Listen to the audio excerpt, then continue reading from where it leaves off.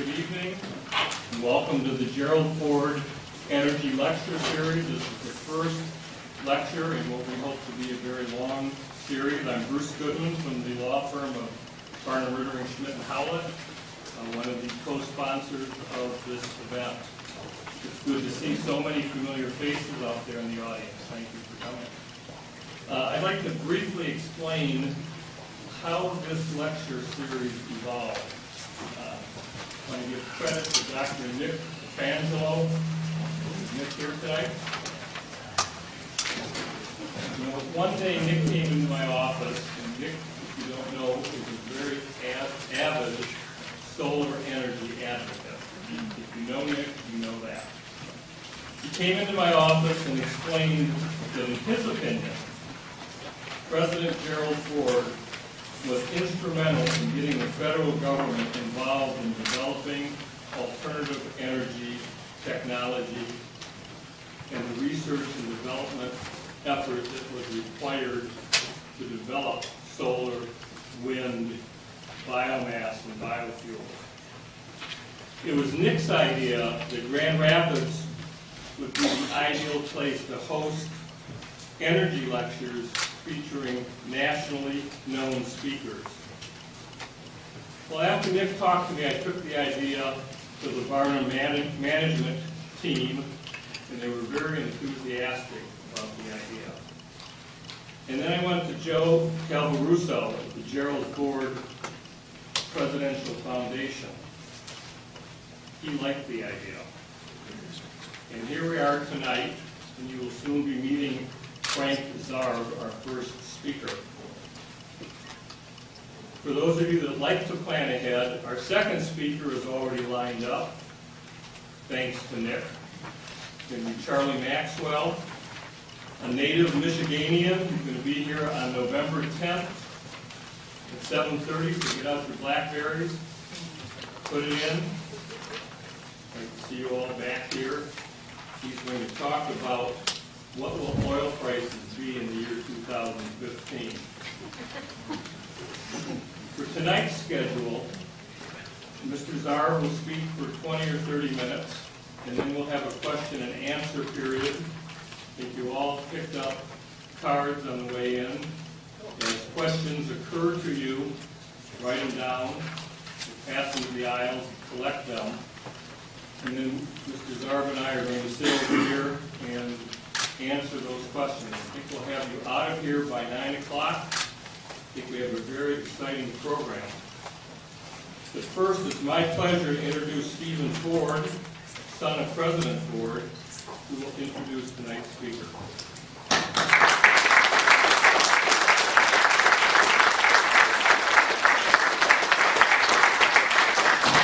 Bruce, thank you very, very much for sponsoring.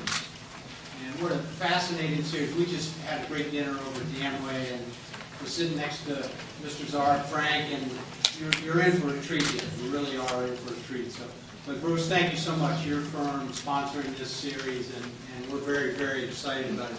I see some of my trusts. I'm chairman of the board for a while. 3 years I get, and my mother would be killing me right now if she knew I was up here without a suit on. United Airlines has my suit right now, so I'm stuck with my traveling clothes, so I apologize. But I see we've got some of our trustees here, John Babb, my Uncle Dick, Bob Booker, Marty Allen. I want to thank you guys for being here. We have a wonderful board of trustees. Elaine Didier, who's the executive director of the museum and library, and our executive director of the Ford Foundation, Joe Calvaruso, and his wife, Donna. So, fine staff, a lot of good people, and we're going to have a great night tonight. My pleasure to introduce Frank. You know, we're going to talk about energy and things like that, and you didn't come to hear me talk, but I can tell you, this is a good family friend. A good friend of both my mother and my father. He was a great public servant, but he was a good friend of my parents. And Frank Zarb currently serves as Senior Advisor to Hellman & Friedman, non-executive chairman of the Promontory Financial Group, as well as executive in residence at Columbia University. Mr. Zarb served as director on over 12 different corporate boards. Some of the positions that he held that you might be familiar with some of these companies in the past was chairman and CEO of NASDAQ Stock Market Inc., vice chairman and group chief executive of the Travelers Inc., chairman and chief executive officer of Smith Barney. His former government service, and this page could go on and on, I've kind of condensed it for you. He was executive director of the Cabinet Level Energy Resources Council, administrator of the Federal Energy Administration, assistant to the President for Energy Affairs, that would be the Energy Czar, during the first oil embargo. Associate Director of the Office of Management and Budget, Assistant Secretary of Labor. He served in various assignments with the Nixon, Ford, Reagan, Bush, and Clinton administration. I can tell you one thing. Every time I come back to this museum, I am reminded of the image of what our family walked into in 1974 when we stood on the lawn there, and Nixon's helicopter was taking off, and Dad was walking in to be sworn in as president. And there were no celebrations, there were no galas, there were no balls. It was a very troubled time and crisis in America, and that's the time that Mr. Zarb is going to talk about. 12 months before Dad took office, the price of oil was $3 to $4 on the open market. In the next 12 months, it went up over 300 to 400% to $12 a barrel. Stock market crash and the war in Vietnam, Cold War with the Russians, inflation was about 14.5%, unemployment 8 or 9%, and we had an energy crisis. I'm very grateful that when Dad was vice president, that there were several men that possibly foresaw the future and knew that my dad might become president someday. And from time to time would sit down with Dad as vice president and keep him up to date in case he had to step in and take the reins of this country. Henry Kissinger did it on international affairs. There were two men that did it on the domestic affairs, Paul O'Neill and Mr. Frank Zarb. And I can tell you as a son, I'm very grateful he was one of the guys that was doing it. Now, there's one story, and I want him to clear it up once he gets up here. And we talked about it at dinner. I'd always heard this story. I didn't know if it was true, and I'll let him finish it for you. There was a story that my dad was getting ready to do an on-air live press conference from the library in the White House. And it was right before his State of the Union. Mr. Zarb corrected me. It was at a different time. But apparently Frank walked into the room, and he looked over, and my dad's getting ready to go on camera for, 10, 15-minute talk to the American people. And he looked over, and my dad was fiddling with his shirt, his cuffs. And he'd forgotten to bring his cufflinks down.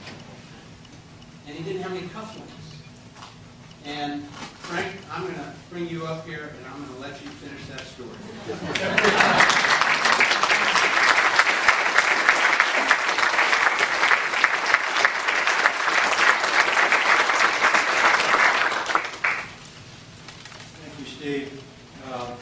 Let me finish the story first. Indeed, we were going on television. He was going to announce a $1 a barrel of oil tariff, which ultimately became $2 an oil a barrel tariff. And it was because the Congress was being very stubborn. And he said, we made a national security finding as to the size of our problem, which is perfectly legal. And he had the authority then to do this, and he would take the tariff off once the Congress enacted some legislation that made some sense. And we were about ready to go on television. He wanted it where Alan Greenspan and I stood behind him. He had just changed his shirt and had forgotten his cufflinks, as Steve said. And I looked at him, and I just didn't know which way a president goes when he has no cufflinks. He's about to go into your hands behind your back. Or he reached over and took two big paper clips, put them on, and he said, "Let's go. We have bigger things to do." I'll start this evening by telling you I've always been reluctant with evening talks. Usually people have had dinner, they've had 1 or 2 glasses of wine, and here they are going to go listen to a speech. So it reminds me of a story that both President Ford and I heard from a member of Congress who was a friend of both of us. He told a story about the guy who was about ready to be hung. He committed a crime, he was a prisoner, and he was going to be hung. He went out to the gallows, and there was TV and everybody standing there. It was a very important event. And the hangman said to the poor fellow, "Do you have last comments?" And the guy said, "No, I have nothing to say." He said, "No, wait a minute. No, we've got TV here. You've got to say something." And he said, "I have nothing to say." There was a congressman in the audience, and the congressman got to his feet and said, will the gentleman yield? The president said, "Sure, but hang me first." So I'm going to be mercifully short, and then depending upon your questions, we can go as long or as short as you want. I want to start this talk this evening with this question, and I'm going to end it with the same question. Will our political leaders ever be able to take short-term pain for the long-term good of the nation? And that's a broad question. And it applies to a number of our public policy needs. But tonight, to make my point, I want to focus on one, energy. In 1973, the Arab members of the Organization of Petroleum Exporting Countries, OPEC, effected an oil embargo on the United States.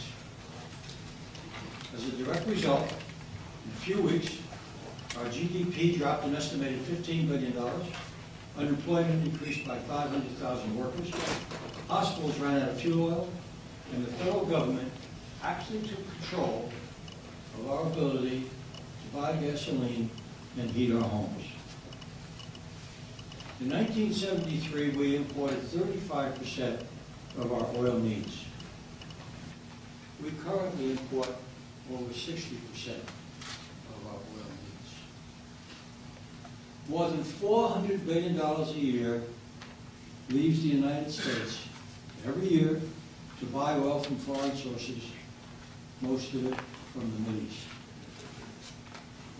The impact of a major oil disruption, our economy, to our national security, is unthinkable. But ladies and gentlemen, it could happen.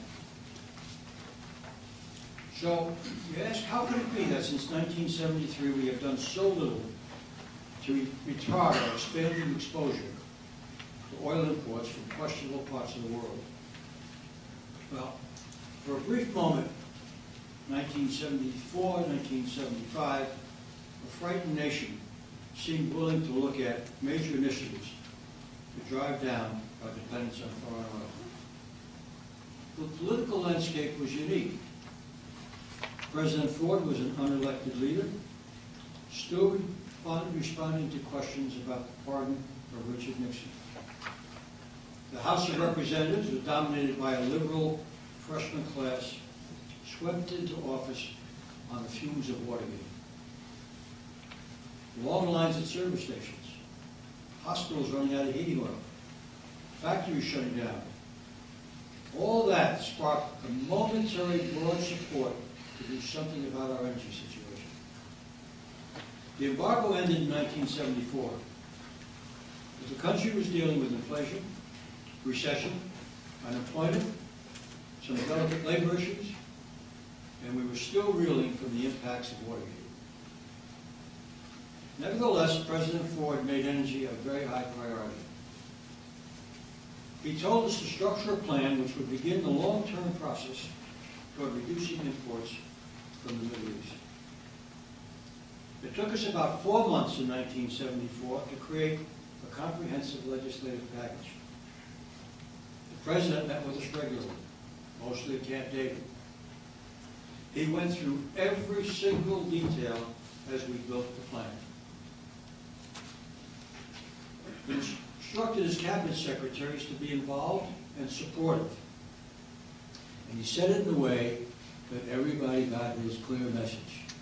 This initiative is important to me and not subject to the normal interdepartmental squabbling.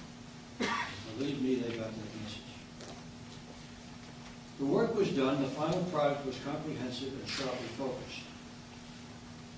Some of the cabinet officers, especially those on the political side of the House, grumbled that it gave too much ammunition to the opposition in the Congress. I was relatively young and I was learning every day I was there. It amused me that the grumbling was kind of steady, but always just out of earshot of the president. The Ford plan was first introduced in January 1975 by way of the State of the Union message. Using 30% of his time on energy, the President told the joint session of the Congress that he would submit legislation which, if enacted, would, 1, force conservation through fuel taxes and the elimination of price controls, which go back to 1969. It would greatly expand the number of nuclear plants in the next 10 to 15 years. 3, it would add substantial new coal production and additional power plants fueled by coal. 4, it would open the outer continental shelf and other areas for oil and gas exploration. 5, it supported the construction of new oil refineries. 6, it would begin to build a sensible and realistic development of synthetic fuels.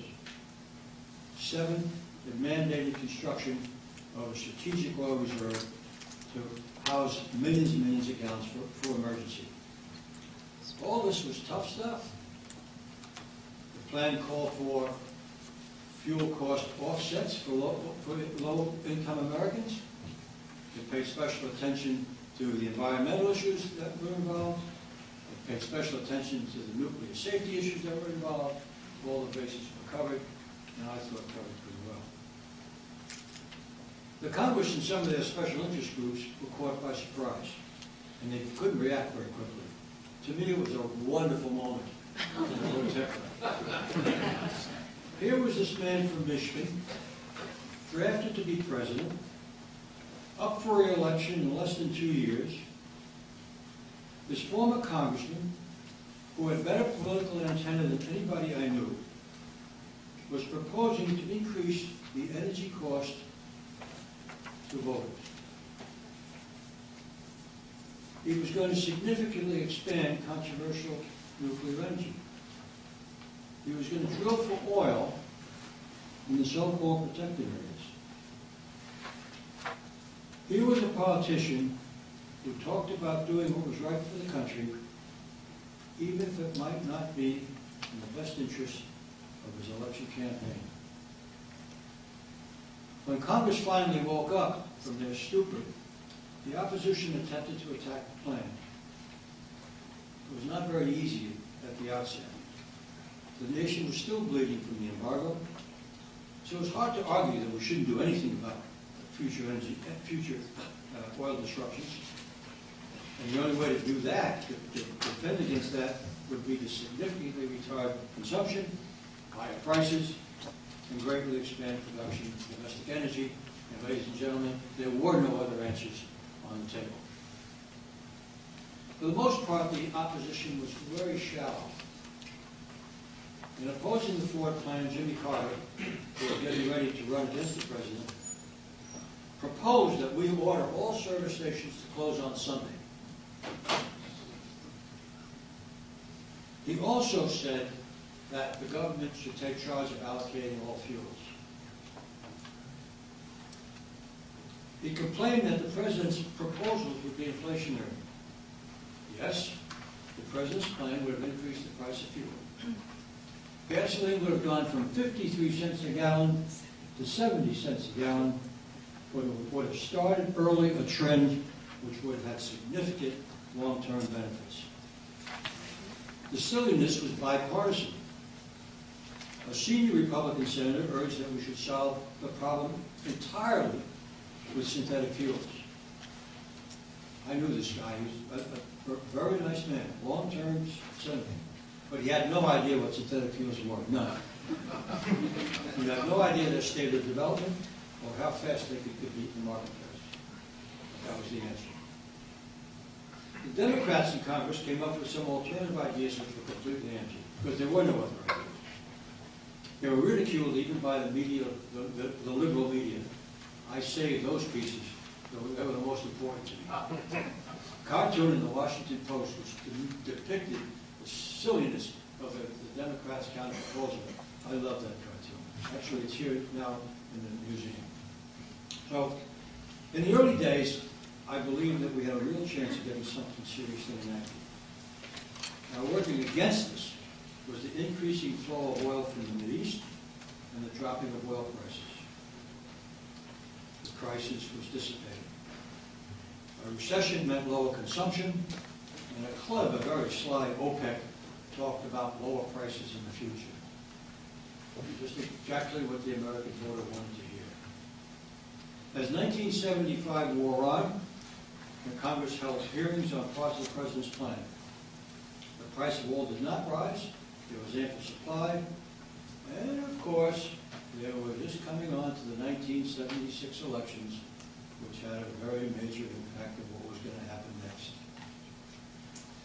All those forces resulted in a steady reduction of what was initially a small reservoir of congressional courage. I went to see Scoop Jackson, who was my Senate Oversight Chairman.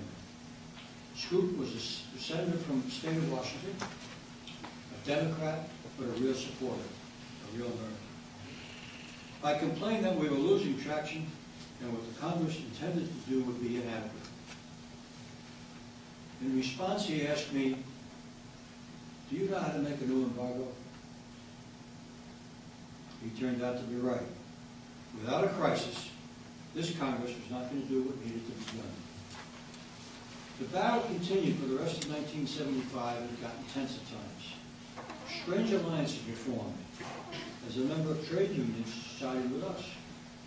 Consumer groups led by Ralph Nader opposed our efforts to raise prices, and surprisingly he was backed by the environmental community. When I asked a lead environmentalist, how can you oppose a measure which would lower the use of fossil fuels, he said, Nader helps us, we have to help him.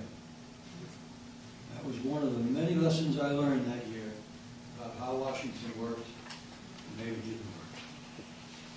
The President, on the other hand, never lost his enthusiasm to get the plan enacted. At one point he told me, we have to keep fighting for every element, but that in the end, we're going to get less than we want. He added that after the election, we would go back to Congress and pound away for the rest of the package. I truly believe, as I stand here with you this evening, that had he been elected, we would have gotten that energy or most of it enacted, and this would be a different country. Of course, the President was right. In the end, the Congress gave us the easy stuff. They authorized the Strategic Petroleum Reserve. They gave us a program for mandating fuel efficiency standards of automobiles. They approved appliance energy labeling. So when you buy an appliance, it tells you how efficient it is. That came out of that. It was a very easy thing for the Congress to do. But they punted on all the important things. All the pricely control. All the things that they thought would not be handy during an election. And you know how the election turned out. Jimmy Carter talked the talk. He created a government-owned synthetic fuels corporation for alternative sources of energy. It was owned by the government. It was scandal-ridden, did little to advance technology, wasted and lost millions and millions of dollars, and ultimately was shut down by Ronald Reagan. But Ronald Reagan, Bush Sr., Clinton, and the second Bush did nothing significant to stop the steady expansion of our imported oil. None of them made national energy their priority. Just a fact. Like these guys, as I did most of them, didn't even work for most of them. It's a fact. They refused to make energy a national priority. Don't you wonder how the world would be different today if the Ford Energy Plan had been adopted 36 years ago?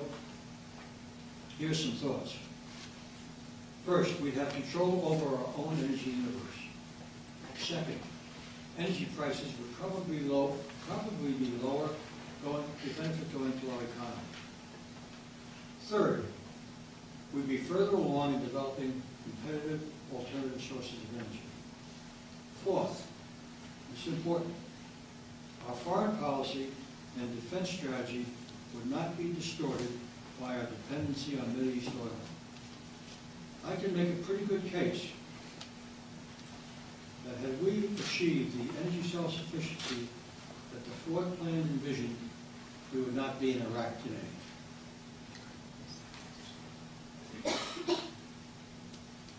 In mid-1975, I told President Ford that our proposed plan was making both Republicans and Democrats unhappy. He thought about that for a few minutes. I'll never forget that moment. He said, "That means we have it exactly right."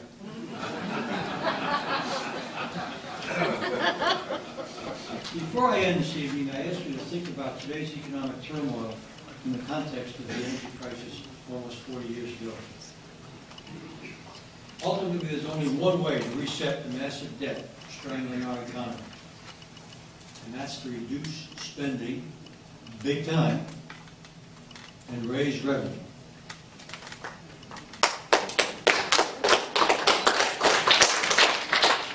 It will not be accomplished with populist rhetoric. Solving our current fiscal challenges will take good old-fashioned forward leadership and courage. At the beginning of this talk, I asked a question. Will our political leaders ever be able to take short-term pain for the long-term good of the nation? I'm presumptuous enough to consider how Jerry Ford would answer that question. I think he would say, only if the voters have what it takes to elect and hold politicians accountable for the real value they bring to the long-term good to the United States of America, even if their actions subtract from their political careers. So as we head into 2012 elections, why not ask every candidate, what bold decisions have you made that subtracted from your own personal ambitions but benefited the greater good? And further, ask each one of them, can you measure up to the standard set by one of the greatest presidents in our history, Gerald R. Ford? Thank you.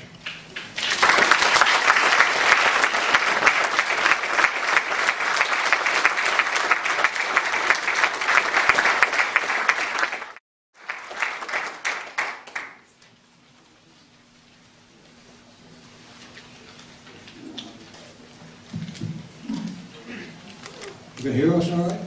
Yes, thank you, Frank. I need to lighten things up here a little bit because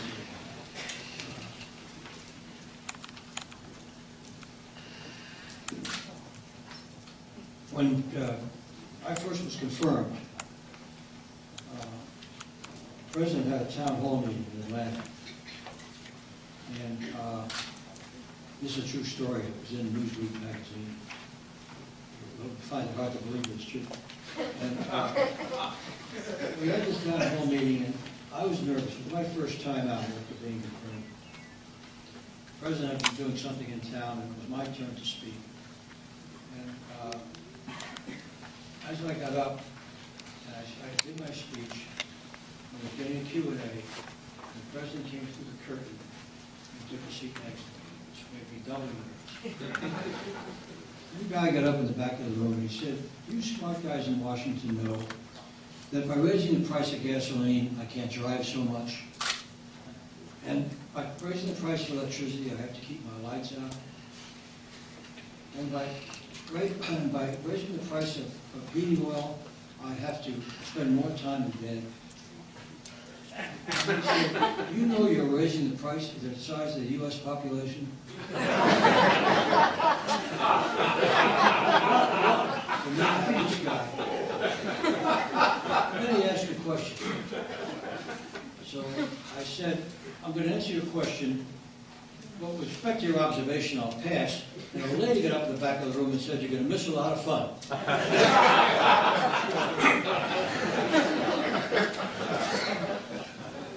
Well,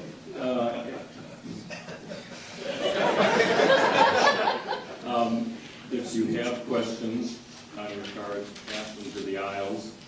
Like any good attorney, I came with 5 prepared questions, and I can keep Frank busy for the next half hour. But I think we'd rather hear the questions from the audience than the ones I prepared. But let me start with one. Frank, you said you were going to put a tax on each barrel of oil. What was the revenue going to go toward? What was the idea that the president had? I understand that one of the taxes was to be a little bit coercive to get Congress's attention, but I think the president had an idea that there would ultimately be a per barrel tax. Well, initially the emergency action was to get the Congress's attention, and we all believed that we would have a compromise with Congress and they would come off, because they were very abrupt and not very well thought out. But the notion was that we had to get the price of oil up in real terms. Remember now we have price controls that came from the old Nixon price control. And the Congress in its wisdom took price controls of everything else but not oil. So when we had a shortage, we had price controls and supply shortage. That's the recipe for disaster. We needed the prices to be free so that we help control consumption. So we had to deal with it with very crazy allocation laws that I had to enforce, which were absolutely ridiculous, where I could and did order ships on the high seas from one port to another because hospitals in Massachusetts had run out of fuel. So we were trying to get that unscrambled, but long term, we had to get the private sector to see oil prices increasing in real terms so that they could make capital investments and calculate a return on those investments that would be real. Without that, you had what you had. Prices spiked, the investments made, and prices dropped, investments lost. So the long-term good of the country to get to what everybody loves. Nobody here doesn't like solar energy or wind energy except the birds. Sometimes the birds get caught in colors. The fact is that to get those investments to compete in the marketplace, we have a long, long way to go. And one way to do it is to have a calculated, steady rise in the real price of oil.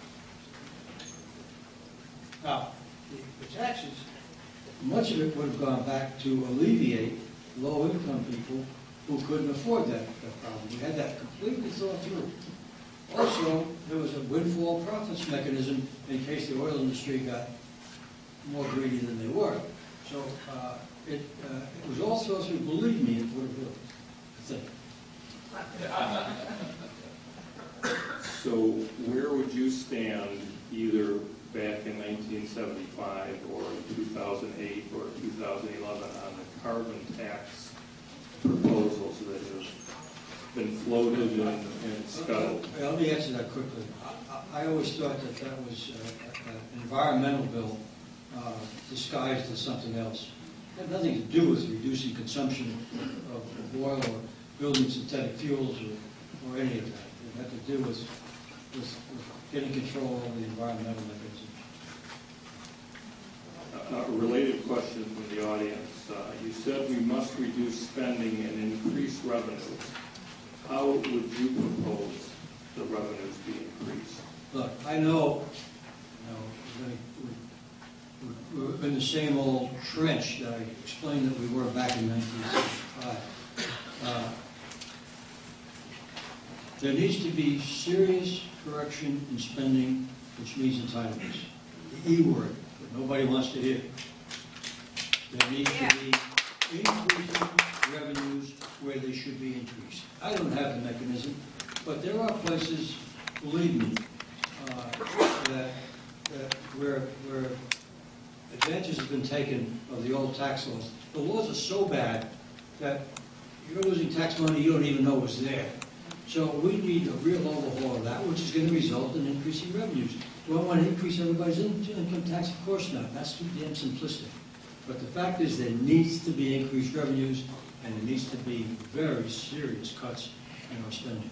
If you don't think in those terms, we're not going to get from here to there. Can you talk about the conundrum of government support for currently non-competitive energy sources versus the status quo? I gather you're talking about the subsidies for things like solar and wind? I think it's more subsidies for oil and coal. Questioner.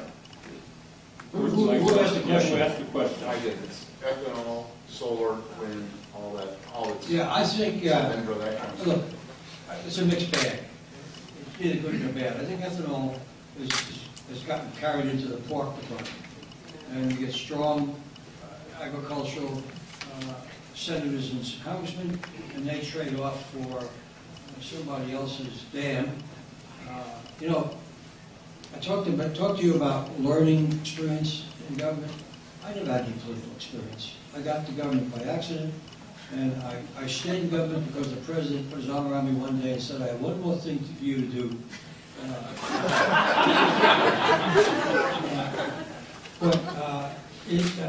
When I was at OMB, George Shultz was Secretary of Treasury, and he said we have to stop adding new starts to public works every year.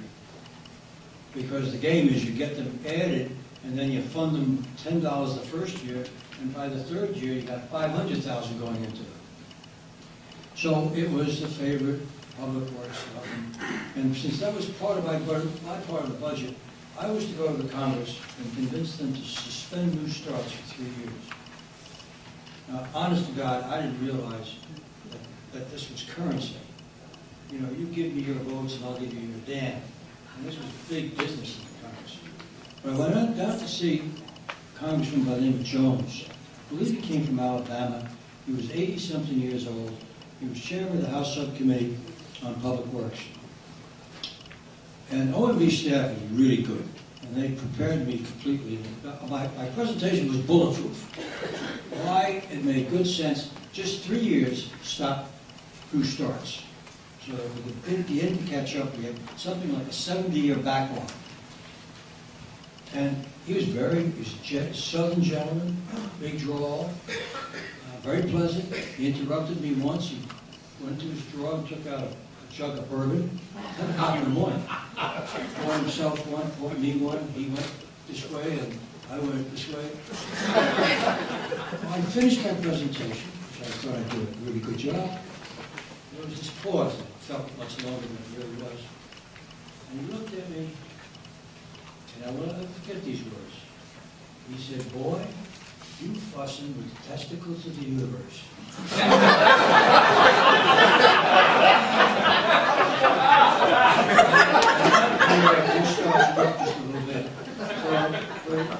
For a neophyte from New York, I was being trained pretty quickly.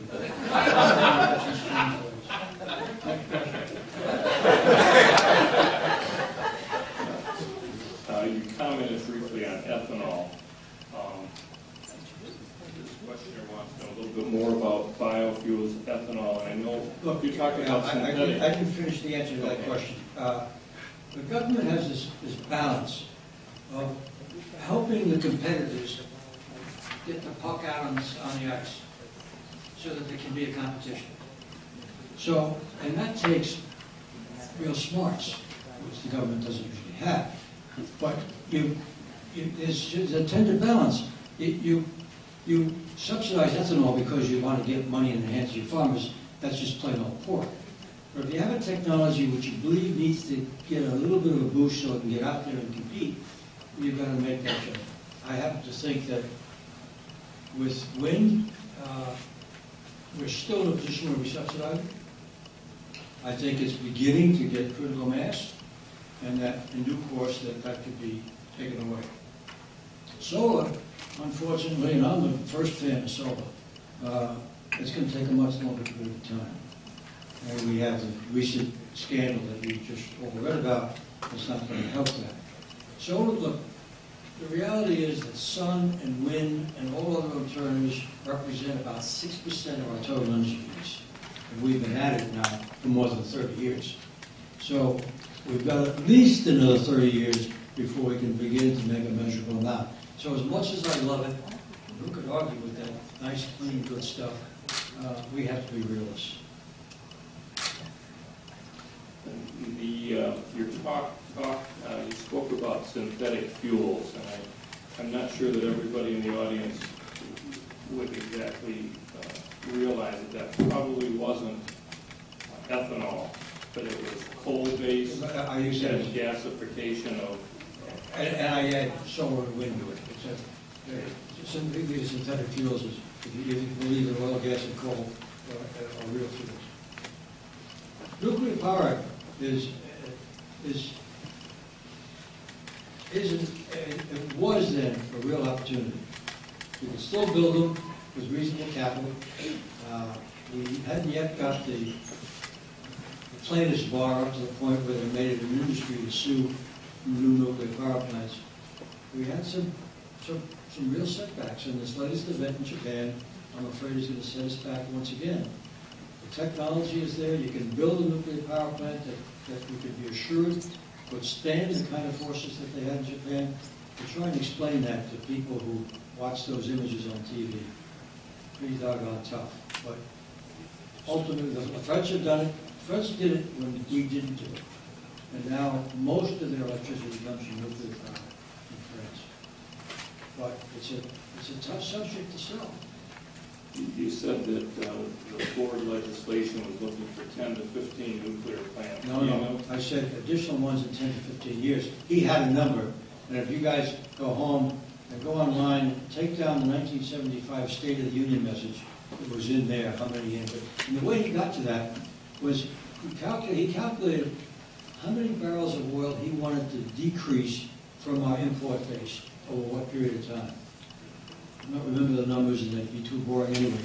But we added, once we said we wanted to be, within 15 years, importing this much less oil, then we had to find the characteristics of each supply, such as nuclear coal, additional oil finds, that would bring us down to that. And it was relatively rough, but that's the way it was pretty scientific from that standpoint.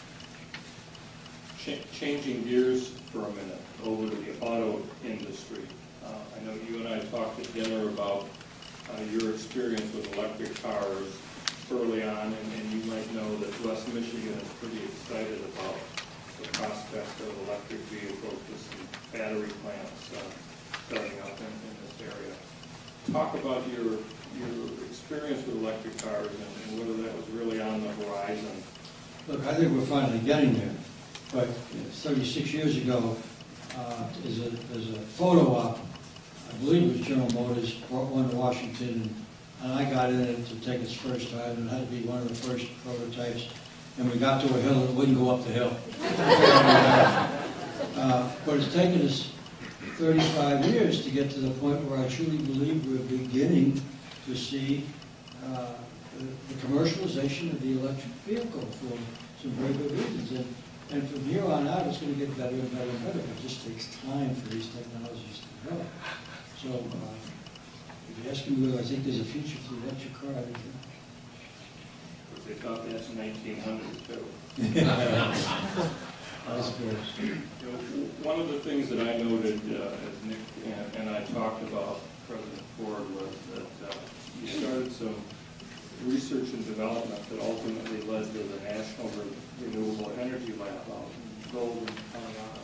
What was the idea, and it sounds like perhaps that wasn't a major part of his package because you were looking at oil, but No, you focused on that idea. What was... It was part of a completely thought out plan that said, while we have to do all these things which will give us a fix over the next 20 to 30 years, we have to be thinking beyond that. So we constructed the Energy Research and Development Administration.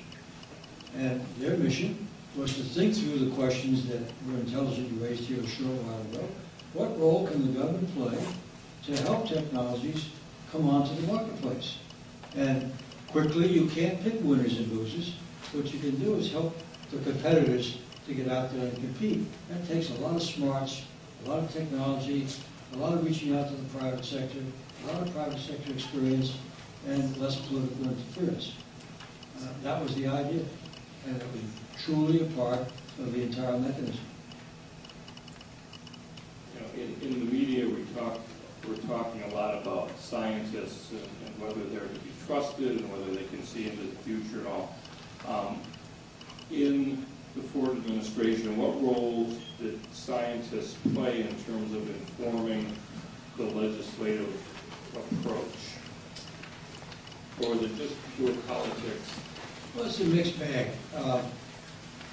You had some who were clearly thoughtful, independent-minded, cared about their integrity, and would give you an opinion. You had others who were, I would say, biased. So if you wanted to find your scientist, you could always find your scientist to tell your story. It's like every other community of people. It's like economists. My favorite would be boys, but you know, these guys can tell you this month, here's what's going to happen in the next 3 years. And next month come back and say, here's what's going to happen in the next 3 years. And it's nothing what he said months ago. He doesn't even have to explain himself. It just happens to be an economic way of things. But scientific, there's a place in this whole area of planning for good, sound scientific thinking. And the best way to harness it is to find the private sector scientists to participate rather than the politically attached scientists. Did I say that elegantly enough? Yes. Yes. Here's an individual that starts by saying, P.S. Ford's 1975 State of the Union speech inspired me to become an energy professional, electrical engineer. Same here. So an informed question, do you support the Open Fuels Standard Act? I'm not sure I know what that means. I'm not sure I agree with it. Who's asked the question? Over here. What does it do? It prescribes that all cars sold in America be flex fuel. All cars in America do what? Be flex fuel. Be flex fuel, be hybrid. Any combination of gasoline, ethanol, and methanol. Well, that sounds like a political bill. I mean, I don't know what the science is to back that up, or the economics to back it up. But if there's a scientific, economic argument to be made, we should hear it. Back in the 70s, it was not technically possible, but with electronic fuel injection, it's very easy. Right.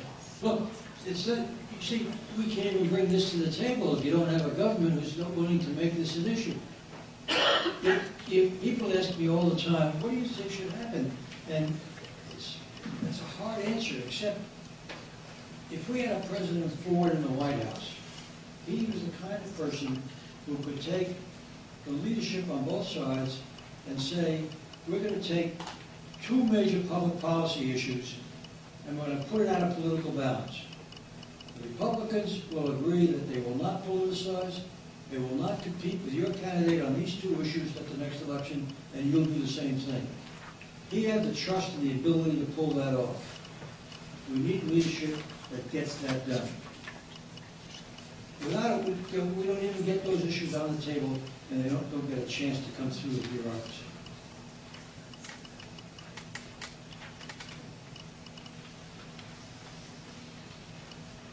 Somebody who was sparked by your support of nuclear energy, I think. Can nuclear waste be stored safely? Maybe the better question is Nevada the place to put it? Somebody doesn't. I'm not going to get into geography. Look, the mistake we made was not because we stopped building nuclear power plants, and when I left government, far more nuclear waste came from the military than from the private sector. We certainly didn't stop the military. So that argument in my book, that time it was classified, isn't anymore, but that time it held our water. Now, having said that, if we had a plan to expand our nuclear fleet, we would have to have a significant investment in finding answers to those questions as to storage. Yes, it can be stored now temporarily. Can it be stored long-term with this technology, or should it be? No.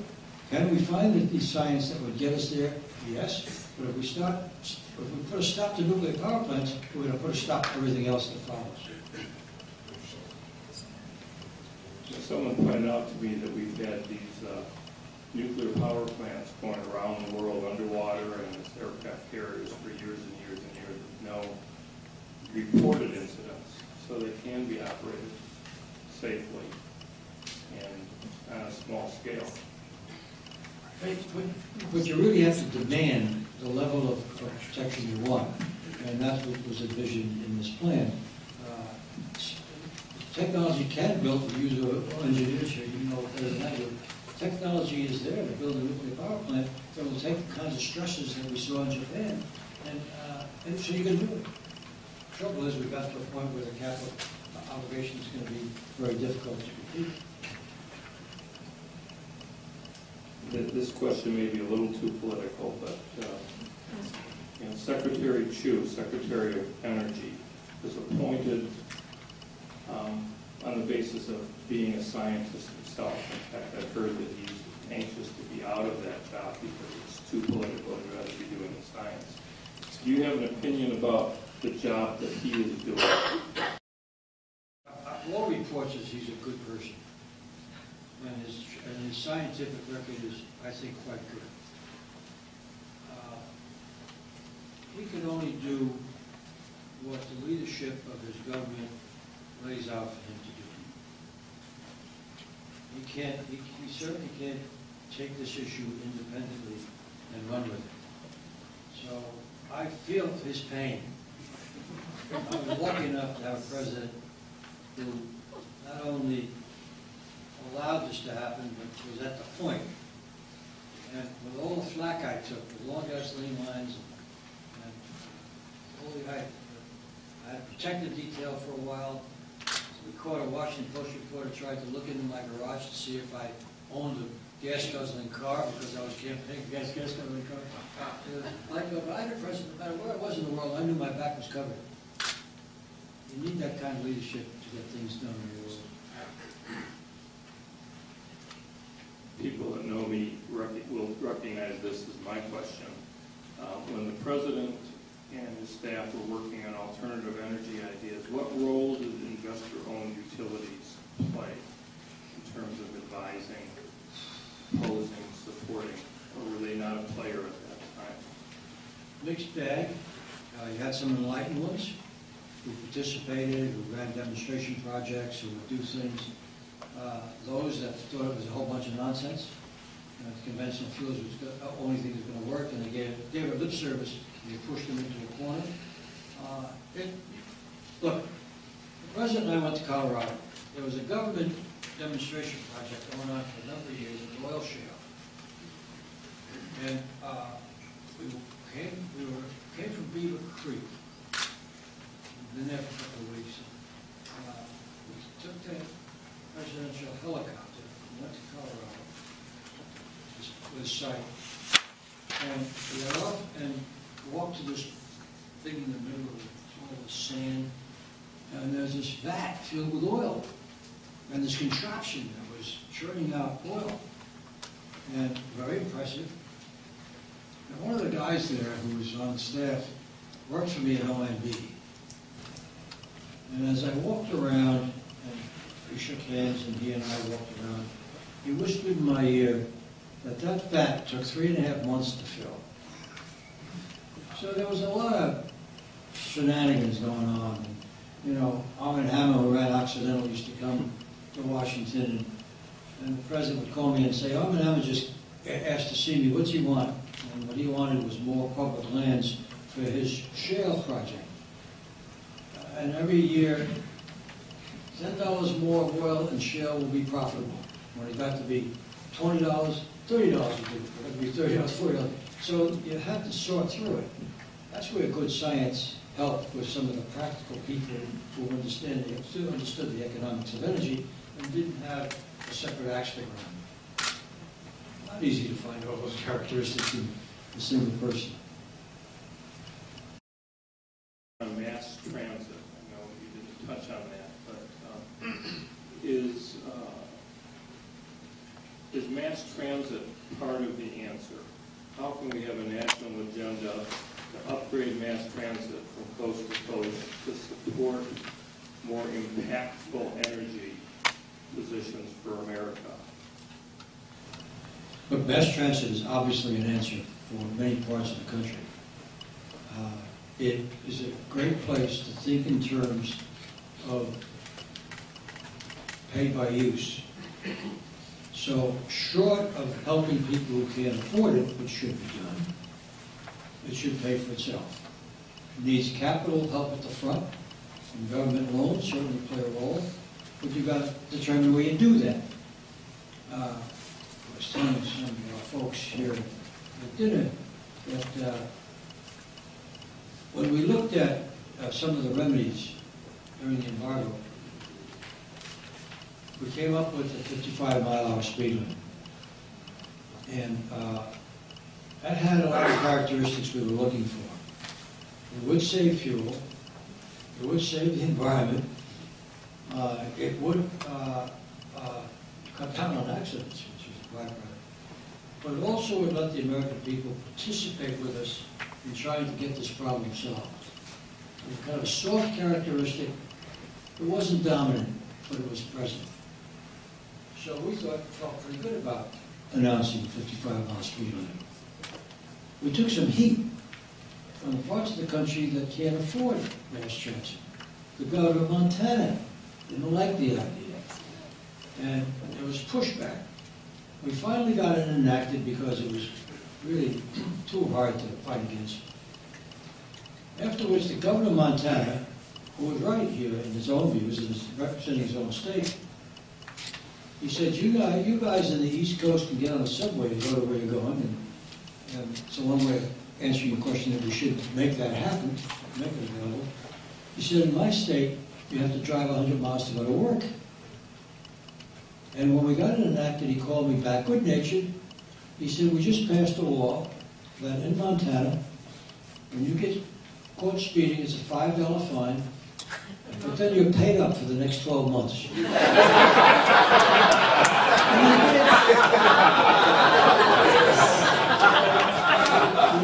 be very precise where mass transit will really pay back and make sure that our focus is in that category. One size doesn't fit all, does it? Never did.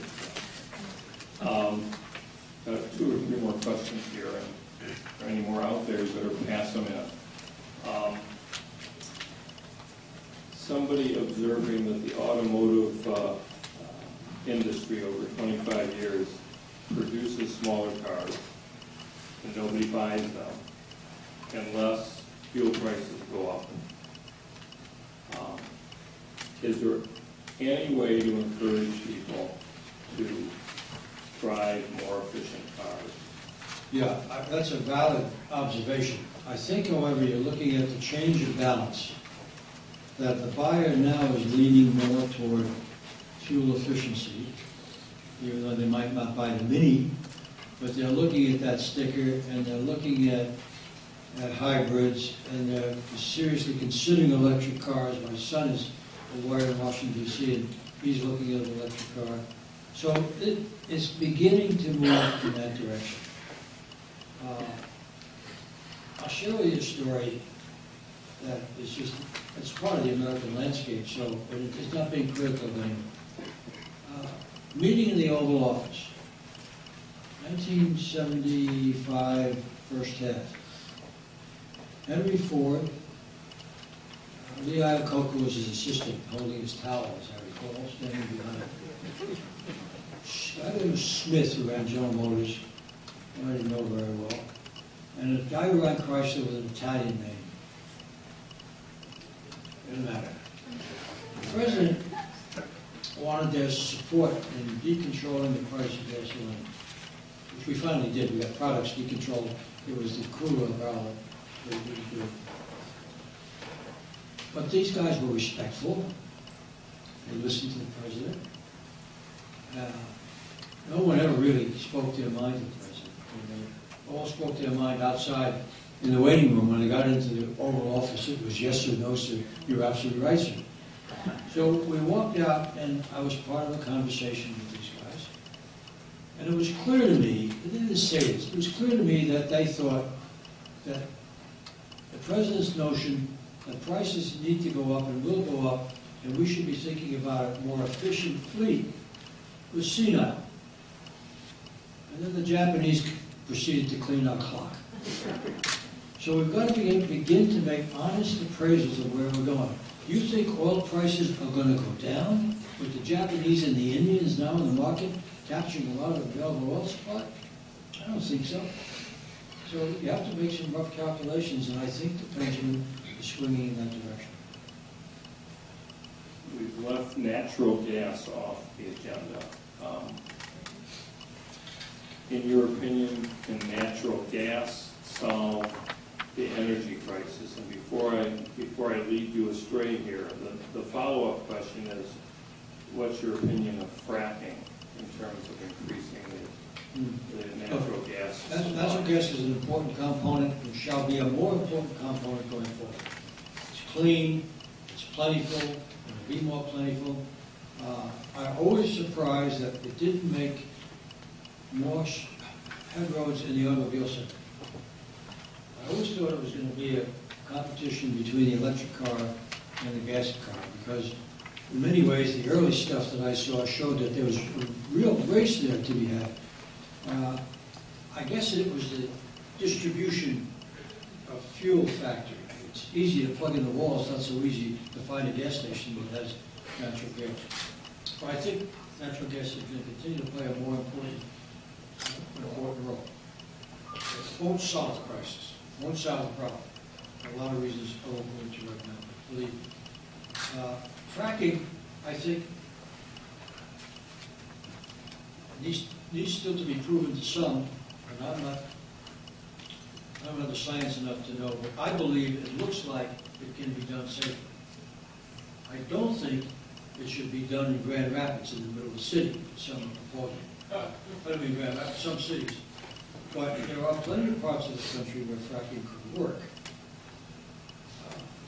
I would urge a go slow and a bulletproof case made that it can be done without rupturing the water supply someplace.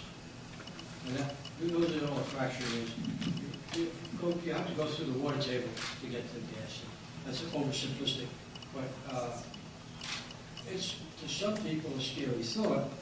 To the people who do it and know it, say it's a real answer.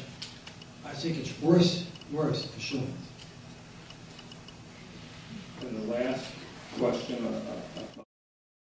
takes us full circle, perhaps.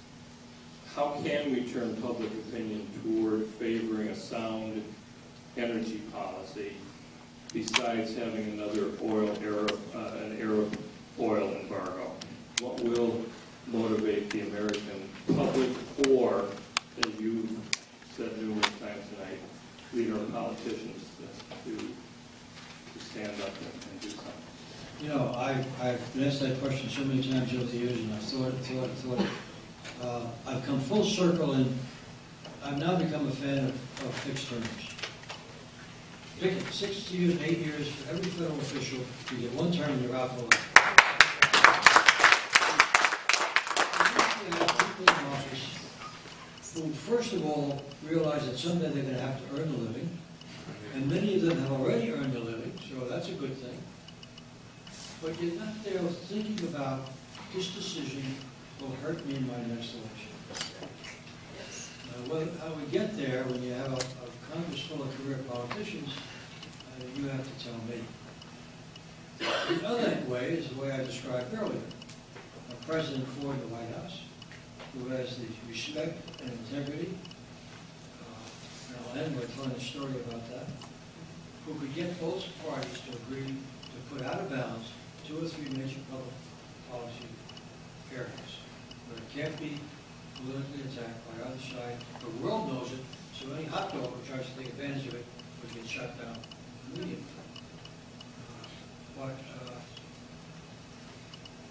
I sat in the Oval Office with Carl Albert, Speaker of the House, Mike Mansfield, the 7th majority leader, Both Democrats are. both Democrats, President Ford, an issue on energy policy. It was imminent, it wasn't part of a long-term policy. Talked it through, shook hands, the meeting was over, the world never even knew that meeting took place. One more story before I quit. The administration, Henry Kissinger came back after meeting with the Shah of Iran and said, the Shah wants to sell us oil at a discount to OPEC. Henry oftentimes came back from visits with this kind of thing. So the president, who knew, warned me, but he said, we have to run it down. So, for a year, I negotiated with a guy by the name of Hussein Ansari, who was the Iranian oil minister. And he liked nice hotels in London, Paris, south of France, and he liked women. So I thought these negotiations were going to go on forever because it gave him an opportunity to do what he liked. All this time, I was trying to push this price down because when you buy oil from another country, we have a law that says you have to use American ships. That pushes the cost up. So Henry Kissinger's discount turned out to be a 25% premium per barrel. So the negotiations were hard. I kept trying to get that price down. At one point I said to the president, you know, what we're doing, we don't even know if it's legal. Can the government buy this oil and redistribute it to the private sector? There are lots of questions. And if this gets leaked to the Congress, we're going to have some grief. So he thought about it and said, go talk to Scoop Jackson and John Dingell. Dingell was my oversight chairman in the House. Scoop was my oversight chairman in the Senate. And tell him I sent you. I went to see Scoop. I told him what we were doing. He said, it makes sense to me. Do it with my blessing. I went to see Dingell, who had gone from my arch enemy, and he beat me up regularly publicly because I was raising the price of gasoline, and Detroit didn't like that. He's becoming my friend and supporter, even sometimes secretly. He said to me, I told him the president asked me to. He said, go do it. And if anybody in this house asks one question, you tell them to come see me.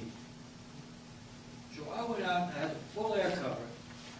And I got it because of the President of the United States, who had the trust of these guys.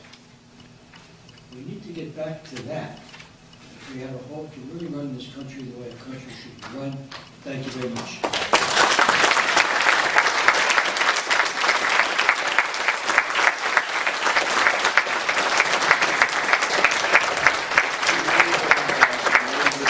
The director of the Ford Museum is doing a few closing remarks. I would remind you that we have the next energy lecture on November 10th.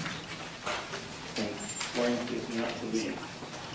Frank wants to get away before I can make a presentation of something we hope you'll enjoy very much, which is a set of pens with the signature of our favorite and best president, Gerald R. Thank you.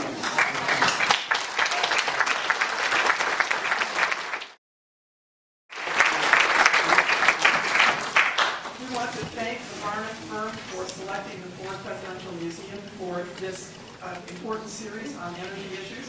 And this evening over dinner, I have invited Varnick to consider holding similar sessions at the Ford Library in Ann Arbor, where these would also be of great interest.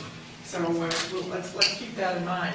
If oil is on your mind, I would suggest there's another program tomorrow across the state at our sister organization. Andrew Cooper has a brand new book out called The Oil Kings, How the U.S., Iran, and Saudi Arabia Changed the Balance of Power in the Middle East.